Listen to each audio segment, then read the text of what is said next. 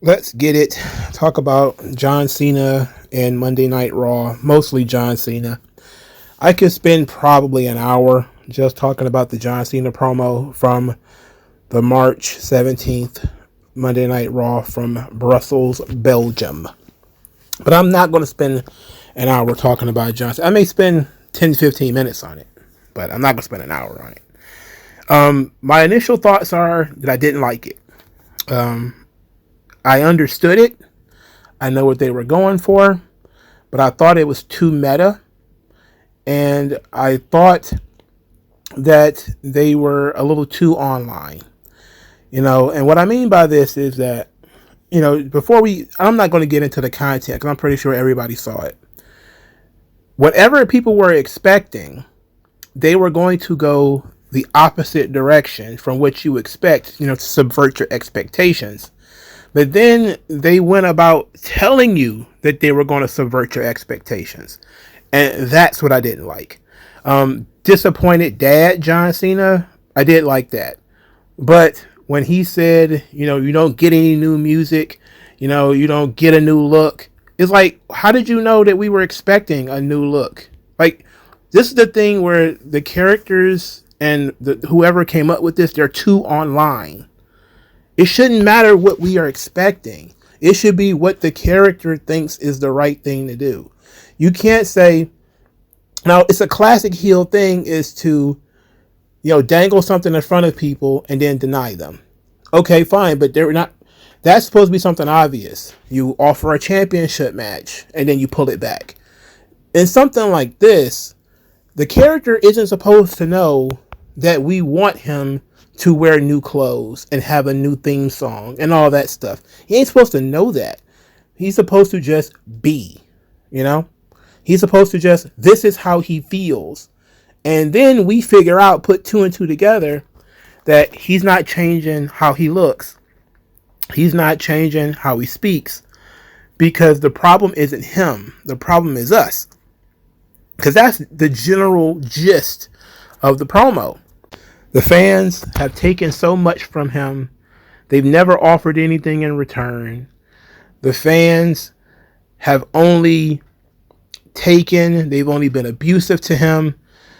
And they've never asked him how he felt. We get that. But there's something about it to me that felt off. It felt a little off. Like, Cena's performance was good. Again, he knows when to really dig deep and get into, that zone that Cena can get into when he's cutting somebody down and he's locked in. His performance was great. It was the content that I had a problem with. The partial whining, about, the fans was, it added a little element to the character, showed him a little humanity, which is what you're supposed to be bringing out here. But I also didn't like that. I also didn't like the, I'm not a babyface. I'm not a heel. I'm a human being. I said, why are you mentioning that? We already know you're a human being. The issue here is, what kind of human being are you? When we look at John Cena right now, from our understanding from this promo, we get the idea that he still believes all of the things that he believed before. So the core of the character, hustle, loyalty, and respect, it's still there. He's saying, you try to buy these things. You just wear these words. I live them every day. That's meaningful. That means something. That's important. Because when it's time to go back the other way, he hasn't damaged the very core of the character too much. He's just twisting it a little bit. And then he did this part of this promo where he says, I tried really hard to get along with you guys. And I just kept thinking of that, the episode of the Boondocks, where they had, you catch a Freeman episode of the Boondocks, where, the slaves are making fun of Massa. And Massa's like, I tried really hard with you guys. It's so ridiculous. It's so ridiculous. I was trying to get along with you. I don't know, man. I would have liked it if Cena would have gone Bret Hart with it. And I think that's something a lot of people have said so far, but that's something that I would have preferred. If Cena would have left his fans alone, and I understand why he even went after his fans. Again, he wants to be hated, but also that's part of the problem. It's so meta. It's so over the top that he had to dig deep to find reasons to not like the people who support him, you know? And that's not, it didn't really click with me, you know? So it was hard for me to get into it. And it started right out of the jump with the, I'm not a babyface, I'm not a heel, I'm a human being. I'm like, oh, yikes. He said that the fans have been bullying him. I'm like, that's kind of weak. I get it. He wants the character to not be as strong, but this is, I'm gonna put it like this. About 10 years ago, maybe 11 years ago now, Marvel Comics turned Captain America heel with the Hail Hydra, right? And the argument was that Captain America was a heel the entire time. He was always a Nazi. He was a double agent working for the Red Skull and all this kind of stuff, right? And it seems like WWE just had their moment. It made people piss blood. They were that angry at the idea that Captain America was always the villain. He was always a Hydra agent. You know, he never believed anything that he's always said that he believed. That brought vitriol towards Marvel Comics. People were very upset. Here, you had the opportunity to do something similar. You know, where you could have gotten John Cena to either A, he never believed in this shit anyway, and that's the old Hulk Hogan,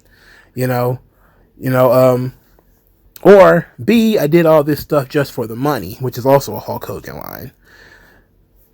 Or the Bret Hart, he's the moral center of the universe, and now he is in his own mind the moral center of the universe, and other people just don't like the morality that he is trying to import upon them. And that essentially the fans are turning heel. That's what happened with Bret. Bret was the good guy. He was constantly getting screwed over, yada, yada, yada. Here, Cena tries to play into that a little bit by saying, I tried really hard to impress you. You guys didn't like me. I worked really hard. You still didn't like me. I changed things up. You still didn't like me. I started to win a lot. You still didn't like me. 25 years of you not liking me,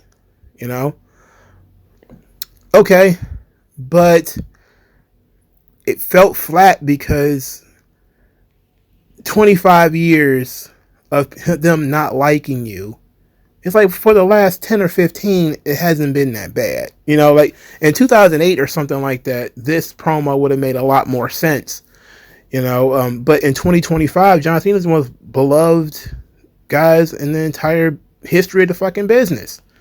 This promo does not make sense.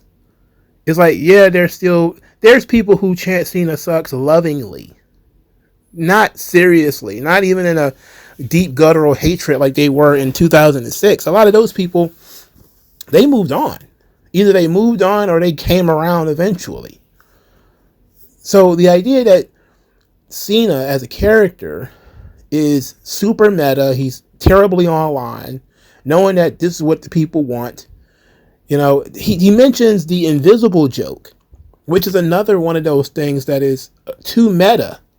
You made me the butt of an invisible joke for 15 years. It's like, is he trying to be funny? It's like, no.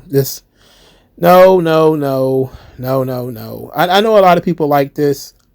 Good on you. I appreciate that. But for me, I don't want to feel like neckbeards are writing the show. I don't want people looking at Twitter and saying, oh, this is what they think is going to happen, so this is what we're going to do. No, tell the story that you plan to tell. What is the story? He didn't mention The Rock at all. So that tells me that they're trying to justify the heel turn before they even get to the part about The Rock. Right? They're trying to just get John Cena's feelings out there, which is fine. But saying that the fans hated me for 25 years, okay, but they don't hate you now. So like it's weird. It's bizarre.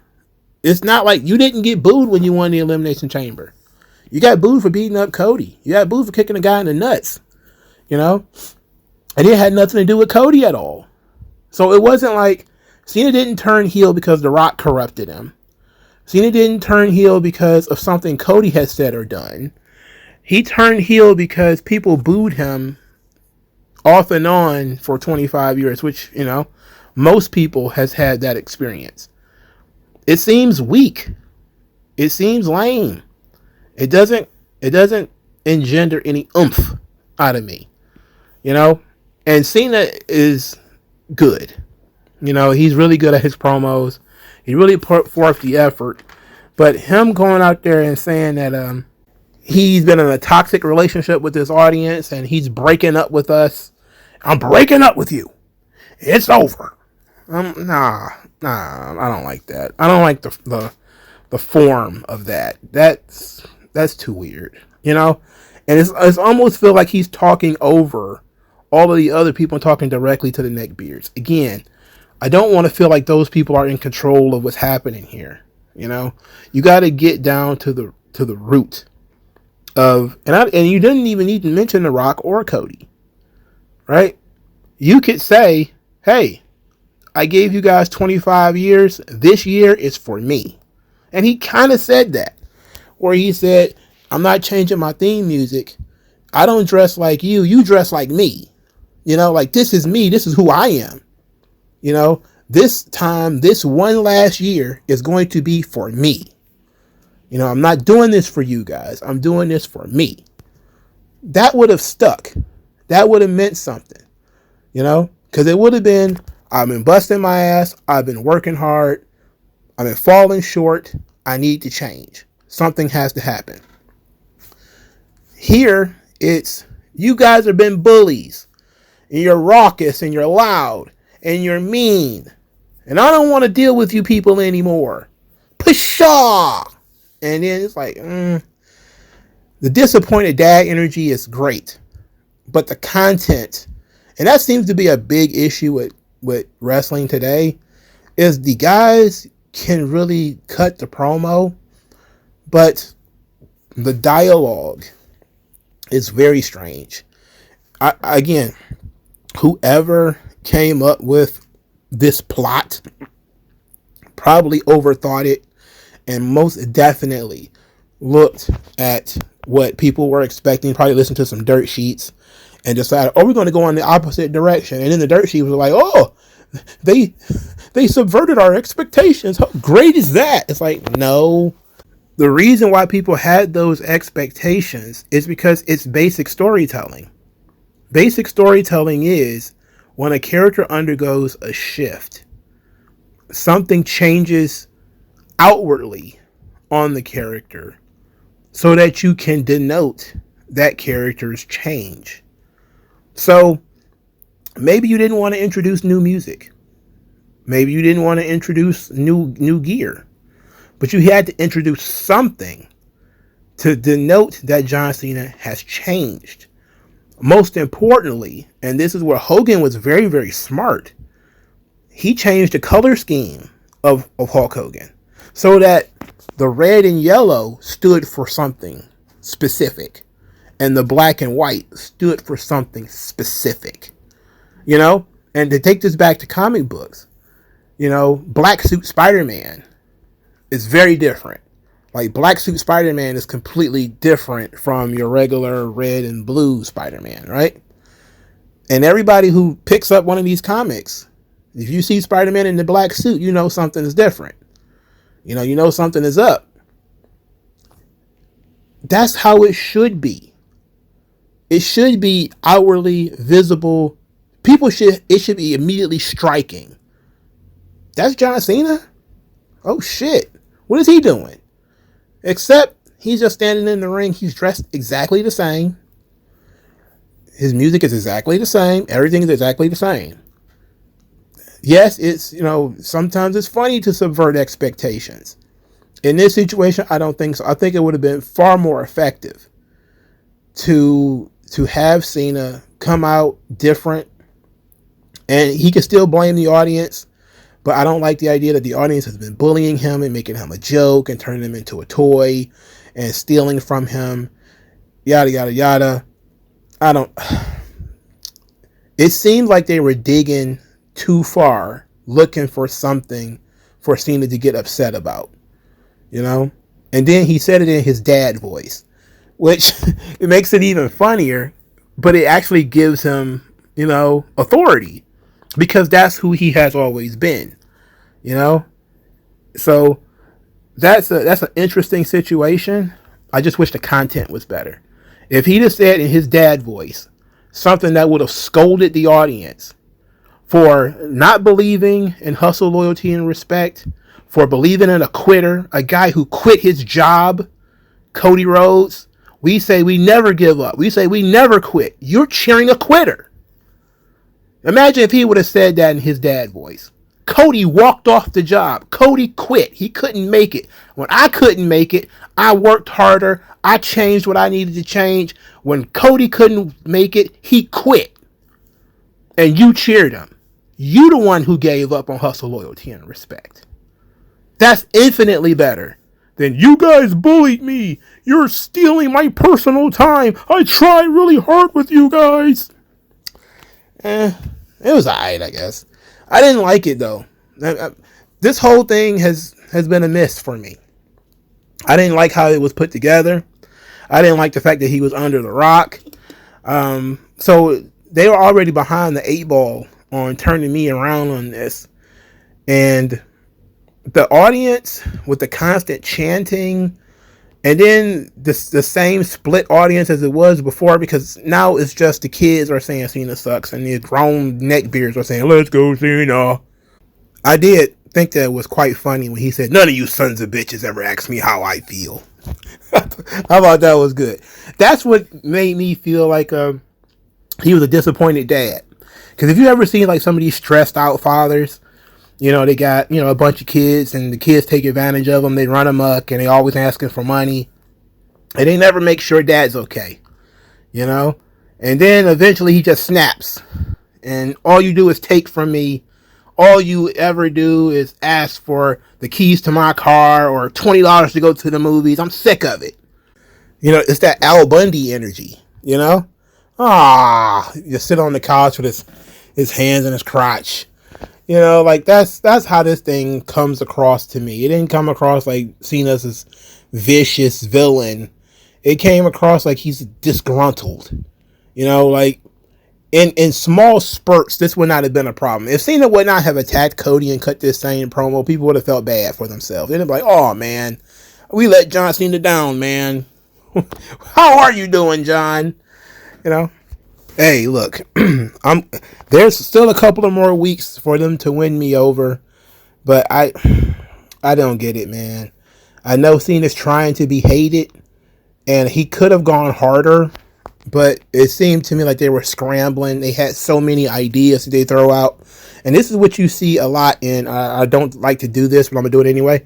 This is what you see with a lot with AEW promos, specifically the MJF promos, where he just kind of goes off and just starts wandering around searching for hit points. Like, he doesn't have a focused thought that he needs to get out. So he'll just come out and just start throwing random jabs and then seeing what connects, and then just kind of going in that direction. This should have been precise, surgical. It needed to be long because people want to hear what he's got to say, but it should have been more precise. If he needed to cut down the people who always hated him this week, that'd have been fine. And then the next week, he say, and another thing, I just thought of something else. All you people who wear the John Cena merchandise, you're not supporting me. You're supporting the company or something. It would have been, I don't know. I like for the promos to be a little bit more focused, not for the dialogue to feel like it's all over the place. But that's what happens when you monologue. Like, I'm monologuing right now, and I'm all over the place. I've gone through this promo back and forth, right? I didn't go through it in order.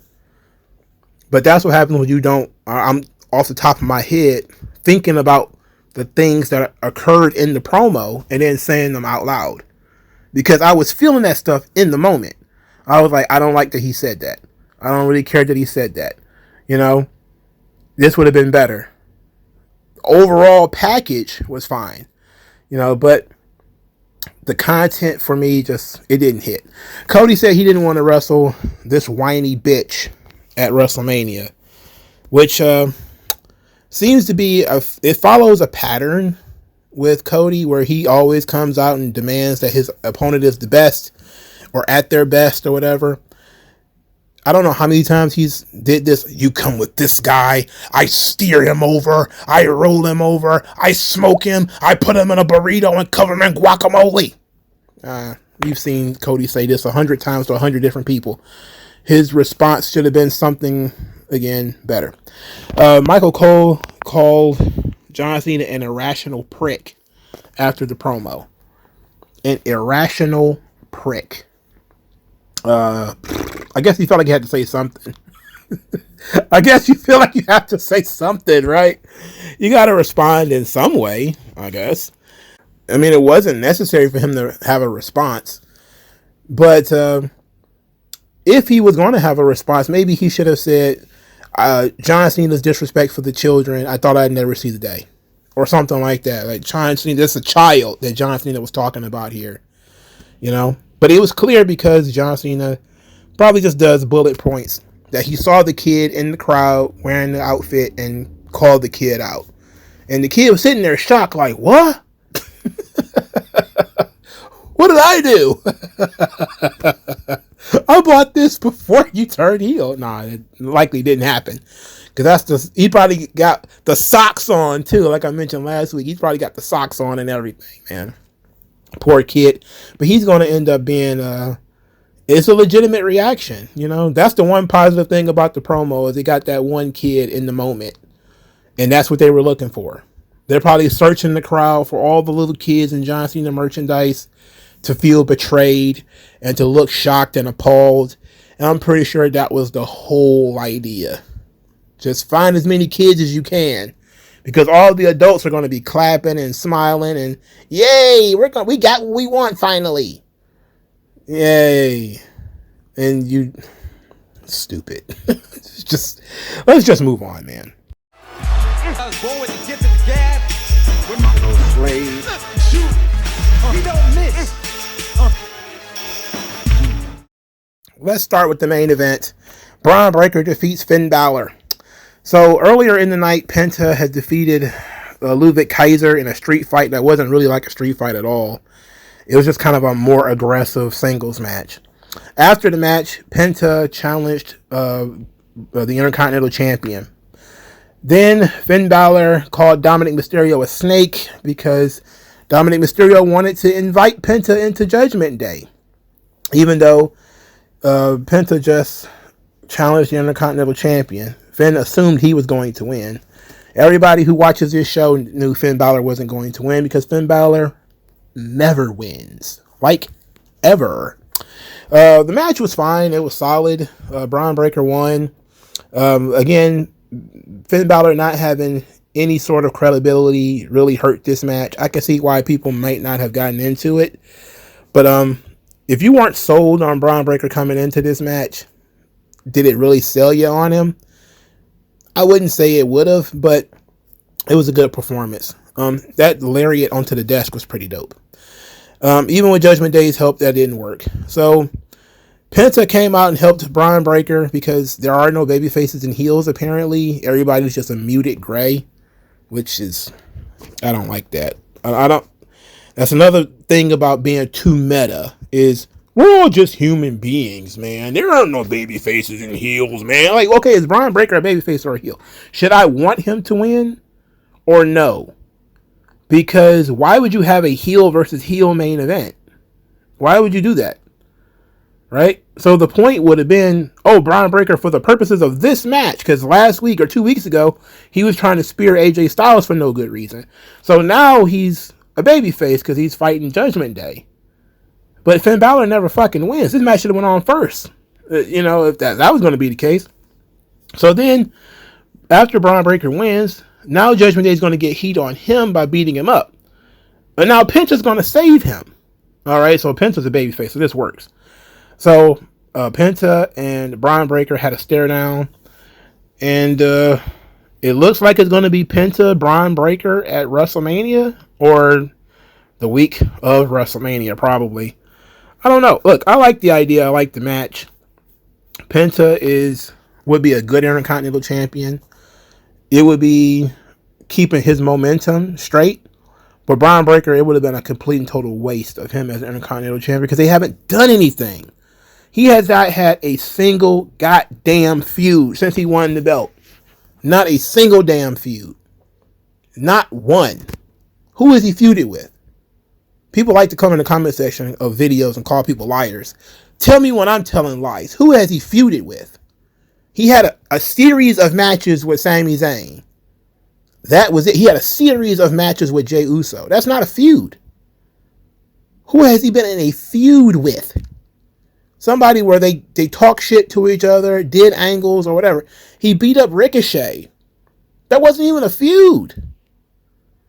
He has done fuck all nothing. This has been a terrible Intercontinental Championship run for Braun Breaker. And as a matter of fact, quiet as kept, all of these title runs have been shit since Triple H took him over.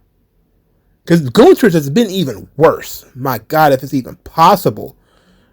The World Heavyweight Championship has been even worse.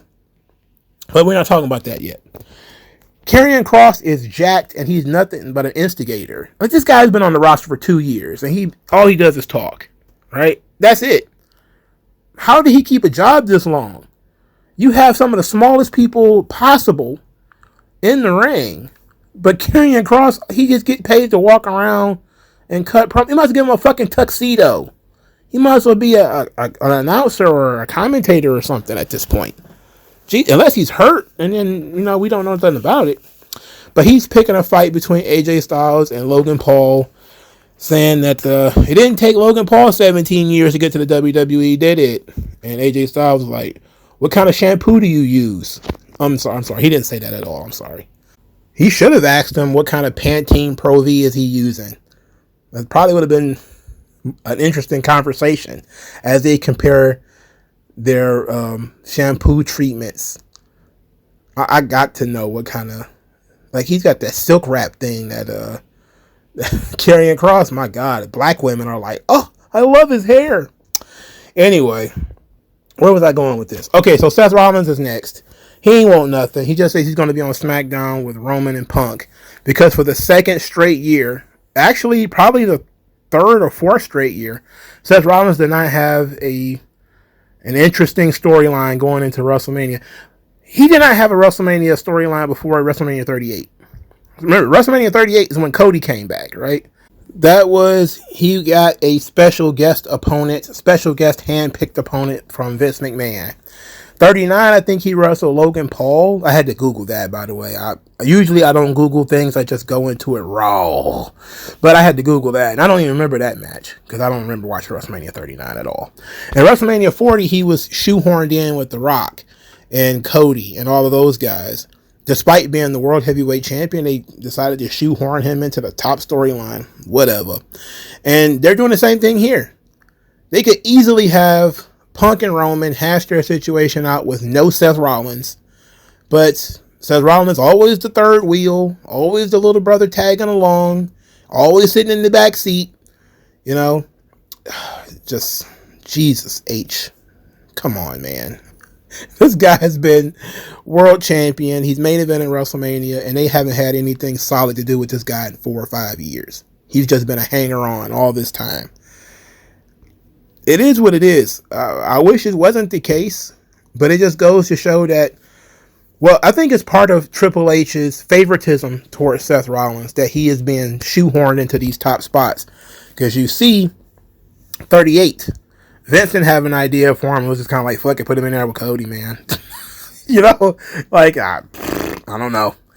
He's good enough to have a singles match, but, we're not going to shoehorn him at the top of the card. We're not going to throw him in there with a, what was that? What was the main event of that show? Was that Bryan Danielson and Edge versus Roman Reigns. You're not going to throw him in there, so we're just going to have him do a job here. But I don't like this. I don't like triple threats. I'm just sour on that. The Creed brothers are defeated by Rey Mysterio and Dragon Lee. Okay.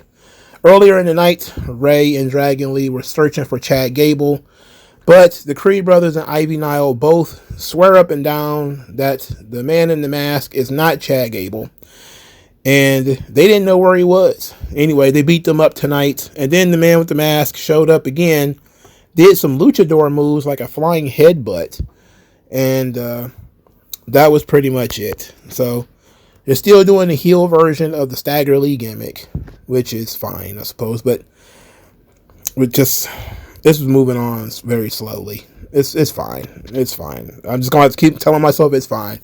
But I got to see the Creed brothers. That was great. And I got to see Dragon Lee, so I don't have to complain about that anymore. All right. Austin Theory is absolutely squashed by Jey Uso, and that has created the give Austin Theory a chance. Well, it wasn't actually a hashtag, but it was a lot of people like, man, that sucked for Austin Theory. It's like, oh yeah, you guys are just now catching on from what I've been yelling about for 2 years now, huh?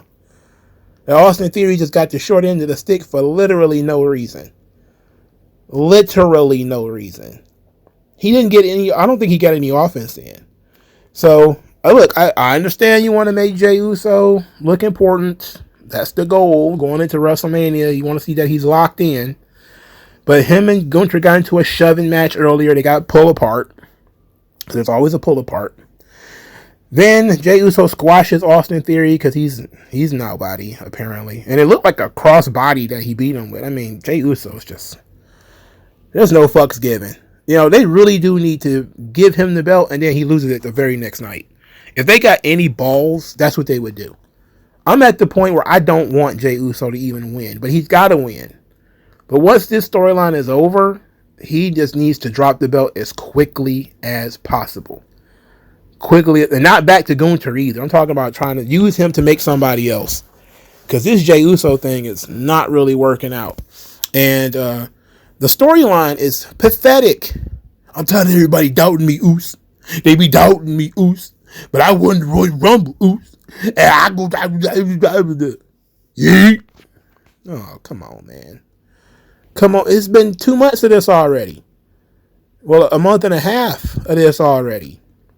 Gunther sneaking up behind him and putting him in the sleeper hole. We've been seeing this 100 times. Enough. Austin Theory and Grayson Waller challenge Jey Uso to a tag team match next week. He's going to have a secret partner. I don't care. I do not care. Nobody cares. Nobody cares about this at all. My God. This is less interesting than the Intercontinental Championship. They did the contract signing for Io Sky and Bianca. Bianca was very jacked, even though she was wearing glasses for some reason. Io Sky says that she will tolerate no disrespect, even though she didn't say it in those terms. She basically just said she don't want anybody disrespecting her because she's the women's world champion. Bianca Belair is not with people putting their hands on her. She was extremely jacked, by the by. She looked more jacked than usual for some reason. They both signed the contract, and then here comes Rhea Ripley. Her and Bianca get to argue, and they pie-face Io again. This time, Rhea beats up both Io and Bianca, slams them both on the table. The table doesn't break. Then she signs the contract to put herself into the match. Nick Aldis, bald idiot Nick Aldis, is screaming about how that's not a legal document. It's not real. It's not happening. And I'm like, oh, okay. Well, they nipped that in the bud. They nipped that one in the bud. So backstage, they get into a fight again. Everybody's brawling. So they're going to make it a triple threat match anyway. So I liked at least that they're acknowledging that Rhea Ripley just can't sign the contract and put herself in the match. So it's like, hey, remember when we did that in 2004? That ain't legal. You can't just attack somebody and put your name on it and say, I'm in here now. I can't just attack, Ice Spice and put my name on her record deal contract and now I'm in it. Like, that just doesn't work, I just can't go attack Elon Musk and then sign his multi-billion-dollar contracts and be like, give me the money. It doesn't work that way. So, yeah, that's sensible. So they're still going to have to find a way to make it a triple threat match. But now we already know it's a triple threat match. And I hate triple threat matches. I really do. I really, really, really do. There was a stupid-ass, pointless Dakota Kai win on here. She beat Ivy Nile. It was disgusting, if we're being honest. And I mentioned that Penta defeated Ludwig Kaiser in a no-holds-barred match that was actually kind of a souped-up regular match. The Brussels crowd, they're very French. I'm telling you, that made me look up why they were speaking French, because it was exactly the same crowd that was in Paris for, or Lyon for Backlash. They had the same chants and everything. And I'm like, what the hell? Like, are they back in France? And I had to look it up, and Belgium, it borders France. So, like, there's going to be some French people in Belgium. Some of these people speak French. I get it. I'm learning a little bit of world history here. Not that I'm going to remember it next week or anything like that. But, okay, at least it made sense. The crowd is always going to be hot, and the crowd was hot. The crowd was going to be hot anyway because of Cena, right? So, it didn't matter where on planet Earth they did that Cena promo, the crowd was going to be hot. So I'm not giving them any credit for the crowd was so hot for the Cena segment. Oh my God. They would have been hot in fucking Phoenix or Pittsburgh or wherever they did that John Cena segment. It would have been hot. But the European crowds, they appreciate stuff more, but they also take matters into their own hands and got their own little funny soccer chants and everything that seems to be what they're interested in. Overall, though, I didn't really like the show. There's nothing in it to like. Like this was a one segment show, which was the John Cena segment. Once you've seen that, you really don't need to see anything else on here. There was nothing else that really jumped out at you. The disappointment of the Gunther segment has been absolutely atrocious. That World Heavyweight Championship storyline has been, the two championship storylines that have been the worst. Besides the championships that aren't even discussed, like the U.S. title and the IC title. And the tag team champions, I don't even remember who the tag team champions are on Raw.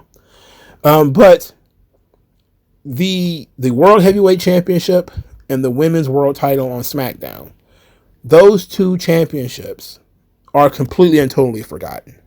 All right, these are supposed to be main titles, and they felt just slapdash.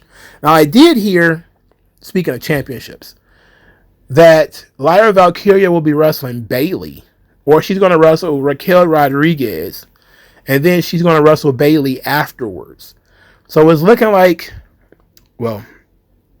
if she beats Raquel Rodriguez, which she probably will, then she's going to be wrestling Bayley afterwards, which is dumb because Bayley, who wrestled for a number one contendership, lost and is still going to get the title shot. That's ridiculous. Also, Roxanne Perez, didn't they bring her up to the main roster? Who knows? Is she feuding with Bayley? Who knows? It's almost like Triple H is overworked. I guess if he has to book storylines to move forward, he's not sure what to do. So that Women's Intercontinental title, which shouldn't exist, is blowing Triple H's mind. He ain't too sure what to do with that. He got more pieces than he got moves to play. It's so he's such a bald fraud, man. What a fraud. I don't know who the tag team champions are. I have no idea what tag teams are feuding. I don't know. I mean, there's just so much missing here on Raw that it doesn't feel like a full show. It feels like Triple H sits down and comes up with one gigantic segment or one gigantic match and just lets the writing team put whatever else they want on the show. Last week it was the cage match. They didn't follow it up this week. There was no Roman. There was no Punk. Then they said, oh, we're just going to kick that over to SmackDown. Okay, then what am I watching this for show? Yeah, what did I say? What am I watching this for? What am I watching this show for? There we go. My brain was dyslexic for a second there. I almost had a short circuit. Anyway, then why did you do the cage match on this show if you weren't going to forward the angle on this show? I don't get it. I don't understand why they do things. Why was Roxanne Perez on this show and then now she's not on the show anymore? I don't know. Why did you have Sheamus chase the Intercontinental Championship and now he's missing? He's missing in action. He's disappeared. Dominic Mysterio, huge push, one of the most over heels in the company. What are you doing with him? Who knows? These things don't make sense. Dominic Mysterio should be doing something. People should be involved here, you know? But again, Triple H he's getting a lot of credit for really doing a couple of angles, which usually feature the very top guys, and then saying, I'm cooking. Look at what I'm doing with the very, very, very top guys. It's like, yeah, but what about everybody else? What about everybody else? You know, you got 400 other belts running around here. You got a bunch of top guys who don't have belts. What about their stories? What about their angles? And every week, we get closer and closer to pretty much everybody who's not named Roman Reigns, John Cena, CM Punk, or Seth Rollins should just be in the goddamn Andre the Giant Memorial Battle Royal. If you're not one of those guys, just get in the Battle Royal. We'll figure it out after that. If they even have a Battle Royal this year, which they probably won't. Because why should Triple H care about Andre the Giant? Why should Endeavor care about Andre the Giant, right? Why should they care about tradition? In any event, that's it. I don't really care for SmackDown. I don't care for SmackDown either. But I didn't really care for this episode of Raw. But it was nice that it was on at 3 o'clock in the afternoon. I watched it when I got off work. So I got to watch it from like 6 to 8. That worked out pretty good, you know. But let me know what you guys think. And I'll talk to you guys later. MagMongoSlade. Best house I ever drew, Daddy.